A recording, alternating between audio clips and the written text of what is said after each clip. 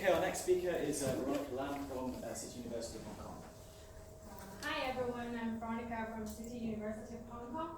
It is my honor today to share with you a study on benthic dinoflagellate, and my topic is the biodiversity and toxicity of benthic dinoflagellate in a ecosystem. It is the first comprehensive study in Hong Kong, and a dinoflagellate is a kind of algae. They have two flagella right there in a yellow box there, which help them to move around. And majority of them are CK dinoflagellate. These kind of dinoflagellate have a lot of play, as you can see. One of the examples here is called Alexandra. You can see a lot of plays in here. And then we also have the other kind, APK dinoflagellate. This kind of dinoflagellate, they have a cell wall that usually smooth and quite flexible. And majority of them reproduce by cell division. And we can also separate them into two kinds. The first one is the pelagic dinoflagellate, and here we have a sample called Serratium. It is a planktonic form of the benthic dinoflagellate. We can find them in the water column. And then we also have the benthic dinoflagellate. In the samples in here, you can see a little round cell. We call them as poolia. And unlike the pelagic species, we can see that they are here on different substrates. For example, the rocks and the dead corals and different kind of seaweed. And this kind of dinoflagellate will often cause harmful algae blooms. So to take a look at the situation in Hong Kong, red tide has been reported every year in Hong Kong, and these kind of blooming events are often caused by the pelagic form of dinoflagellate and then different kinds of algae, for example, the diadem. But the benthic dinoflagellate bloom is less likely to be observed because they often happen under the water, and there is limited knowledge of benthic dinoflagellate in Hong Kong. Until 2014, our team has started a comprehensive study in Hong Kong, and our aim is to document the biodiversity, the spatial and temporal distribution, and the habitat and substrate variation of the benthic dinoflagellate in Hong Kong. And we're also interested to know that whether they are toxic or not. And I'm going to focus on the biodiversity and the toxicity, and my teammate Sam is going to introduce you our study on the spatial and temporal study later on. And so our study has 4 parts. The first one is the sample collection. Our teammate go under the water and the sample cells by modified bulge pumping method. And we basically collect the sample throughout every different seasons, and we have more than 20 sites in Hong Kong. Majority of them are located in the east side of Hong Kong. And then we have 2 main habitats that we collect the cells. For example, the core habitat and the rocky habitat. So when we take the sample back to the lab, we observe them under a light microscope, and we do single cell isolation, and we place them into a tissue culture tissue culture plate. We check them every single day. When they are dense enough, we will transfer them into a little culture flask, and more of these live culture has been established. So for the species identification, we have 2 approaches. The first one is the morphological approach. We usually use the light microscope to identify the genus of the cell, and if we want to know more about the cell surface, like the pore size or the different plate arrangement, we will use a confocal and an SEM. However, this kind of approach is not really helping us to identify the species level because there are lots of cases, two different species, they have a lot of similarity. That's why we need to have another approach, a molecular approach. DNA was extracted from different cell pellets, and then you amplify 4 genes right here using the PCR method. And when we get the sequence data back, we will further focus on the phylogenetic analysis. So for the toxicity test, we applied the 48-hour bioassay on the Artemia larvae. The flow is like this. We got a cell ready, and we dry the cell, and then we extract the cell, and then do the exposure. Okay, this is a few more details that I point out. We have our process control with one of the species of Gambidiscus. It is a well-known toxic species. And then we also have a negative control, a cooler species, and we have a solvent control and the seawater control. For the previous publication, we worked on the Fukuyua and the Kuya that I'm going to show you a little bit later on. And we have test 5 to 6 concentration on the larvae. And we also have done a preliminary test with a higher and a lower dose to check what species that lab is toxic to the rest of genera or the genera. Okay, let me show you some of the results. In our lab, we have established more than 200 strains of the dinoflagellate, and including 5 benthic dinoflagellate genera and 19 species. And here is the species list. We have Kuya, Fukuyua, Porcentrum, Amphidinium, and Ostropsis. And you can see we have lots of species of the Porcentrum. And I'm going to tell you one by one. First one we have Kuya. Kuya is a sticky dinoflagellate. It have a round-shaped cell, but you can see the SEM photo in here is not so round because it has the apical and metapically compressed cell. And in Hong Kong, we have found 4 species.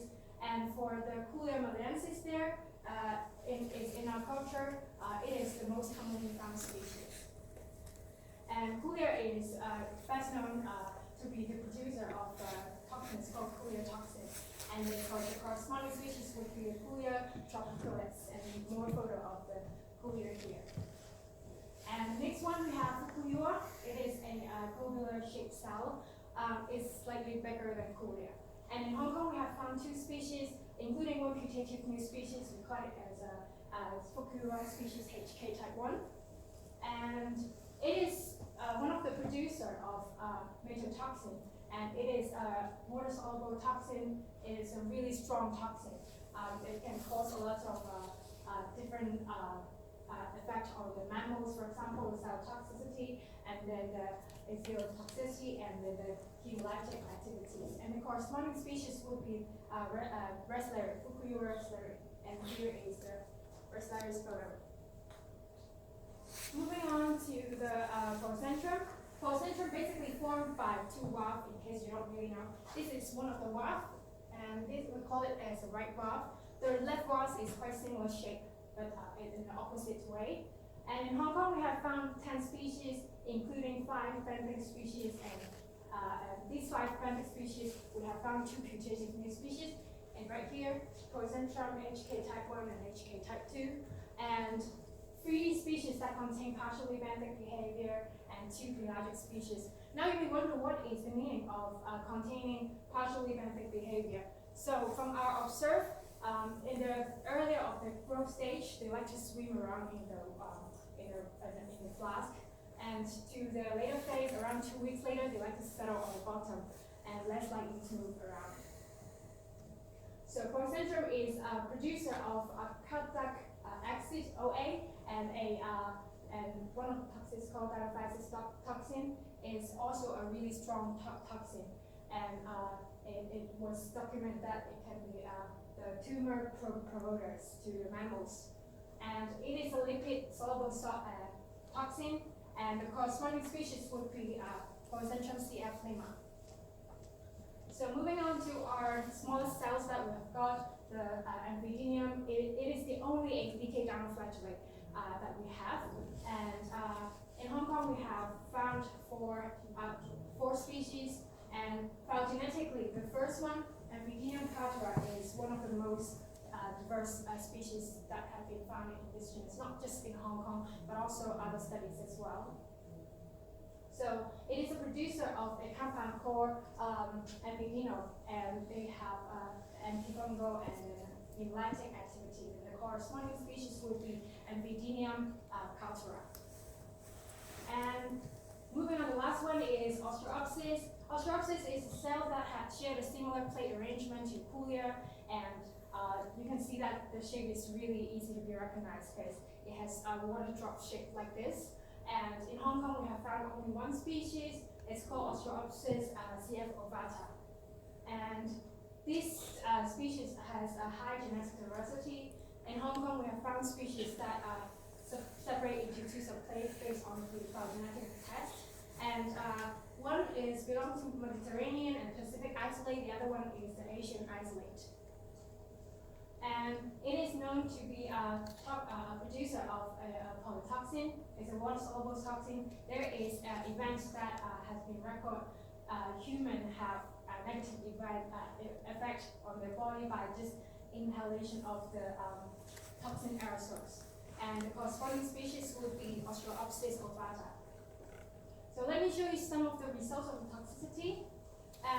Before that, I'm going to show you, because we have documented two genera. For the first one is the Coulier and then the Fukuiwa. If you are interested, please look at it, and let's move on. For the Coulier, we have tested five concentration of the algal extract, and we have only found the Coulier melanensis cause a high mortality rate to the larvae. And for the Fukuiwa, we have tested two species, and we tested with a 6 concentration of the algal extract, and both of them were found toxic. Yes. And moving on to our preliminary test, the higher and the lower dose test. This is our results, and I'm going to tell you one by one. The first one would be the Porcentrum. 3 of the benthic Porcentrum species has been tested. And you can see that the Porcentrum concavum and the Porcentrum CF lima cause a really high mortality rate to the larvae, especially for the CF lima. You can see the pink bar right there. It is a low concentration, and the mortality rate is exceeds 80%. And in fact, it is one of the most toxic species that we have tested.